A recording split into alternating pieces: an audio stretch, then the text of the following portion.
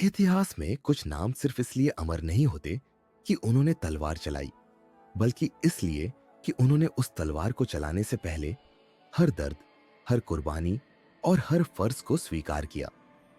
रानी दुर्गावती, एक ऐसी रानी जिन्होंने अपने राज्य के लिए नहीं, बल्कि हर उस स्त्री के स्वाभिमान के लिए युद्ध लड़ा जो झुकना नहीं जानती। साल था 1548 ईस्वी।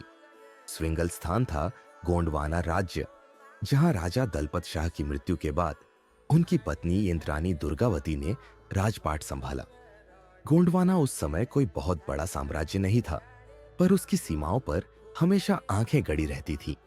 मालवा के अफगान सुल्तान, मुगल सेनापति और उत्तर के छोटे रजवाड़े, सब। रानी दुर्गावती युद्ध विद्या में निपुण थी। उन्होंने बचपन में धनुर्विद्या, तलवारबाजी और घुड़सवारी सीखी थी। उनकी वीरता और निर्णय लेने की क्षमता ने उन्हें पुरुषों के बीच भी अलग खड़ा किया। एक दिन दरबार में राजगुरु भीमराव ने रानी को एक गुप्त सूचना दी। महारानी, जबलपुर के दक्षिणी गांवों में कुछ अजनबी लोग देखे गए हैं। वे खेतों में झर मिला रहे हैं। शायद ये कोई सुनियोजित युद्ध की शुरुआत है। रानी ने तुरंत अपने विश्वास पात्र सेनानायक राम सिंह मंडावी को आदेश दिया कि इन गतिविधियों की जांच की जाए। पता चला ये लोग मालवा के सुल्तान बाज बहादुर के भेजे हुए जासूस थे।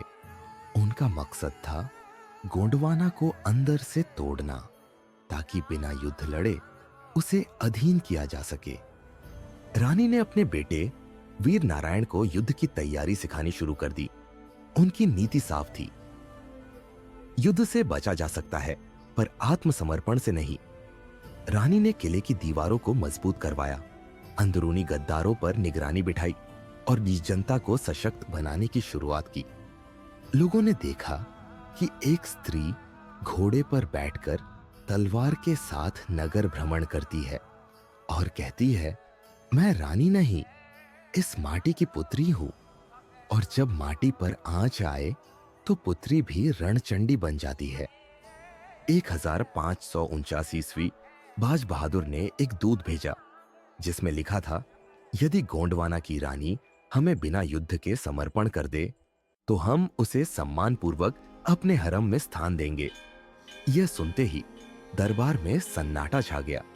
रानी ने पत्र को जलाया और कहा, मेरे शरीर को तुम आग से भी जला सकते हो, पर मेरी आत्मा तुम्हारी सल्तनत के हरम में नहीं झुकेगी।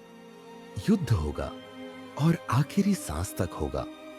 किले के अंदर ही एक गुप्त मार्ग था, जिसे सिर्फ कुछ ही लोग जानते थे।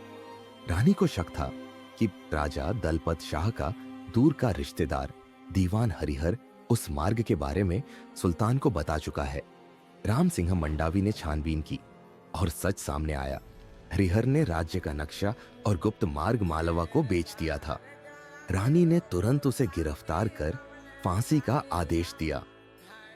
1550 ईस्वी की गर्मी में बाज बहादुर ने गोंडवाना पर आक्रमण कर दिया। रानी ने 3000 सैनिकों के साथ 20,000 की सेना का सामना किया। कहते हैं उस दिन रानी ने अपने बेटे नारायण को बुलाया और कहा, तू युद्ध करेगा, मैं तेरा नेतृत्व करूंगी। यदि मैं गिरूं तो रुकना मत। यह युद्ध तेरा नहीं, यह आत्मसम्मान का युद्ध है। युद्ध हुआ और पहला दिन ही रक्त से रंग गया। रानी की तीर चलाने की गतियों इतनी तीव्र थी कि सैनिकों को लगता था मानो कोई देवदूत आकाश से बाणों की वर्षा कर रहा हो। पर रात होते होते मालवा की सेना किले के अंदर आने लगी। गुप्त मार्ग अब उनके हाथ में था। अगले दिन रानी खुद घोड़े पर सवार होकर रणभूमि में गई। तीसरे प्रहर में एक हाथीर उनकी गर्दन में आकर लगा और रानी नीचे गिरने लगी, पर उन्होंने गिरते हुए भी एक तीर चलाया जो बाज बहादुर के सेनापति के सीने में जाकर ढस गया। घायल रानी को सेना पीछे लाने लगी, पर रानी ने कहा, मुझे दुश्मन के हाथों मरने से अच्छा है मैं अपने आत्मसम्मान की रक्षा करूं।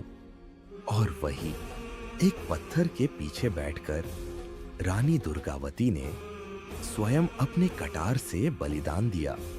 उनकी मृत्यु के बाद वीर नारायण ने युद्ध जारी रखा और मालवा की सेना को पीछे खदेड़ा। गोंडवाना बिखरा नहीं, बल्कि रानी दुर्गावती की कहानी बन गया। कुछ वर्षों बाद उसी किले के तहखाने में एक पांडुलिपि मिली जो रानी ने युद्ध से पहले लिखी थी।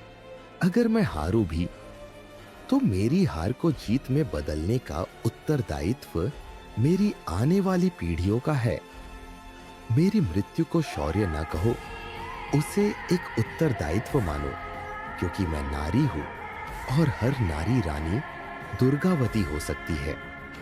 अगर आपको यह कहानी पसंद आई हो तो वीडियो को लाइक करें और हमारे चैनल को सब्सक्राइब ज़रूर करें ताकि आपको ऐसी ही रोमांचक और रहस्यमयी कहानियाँ मिलती रहें।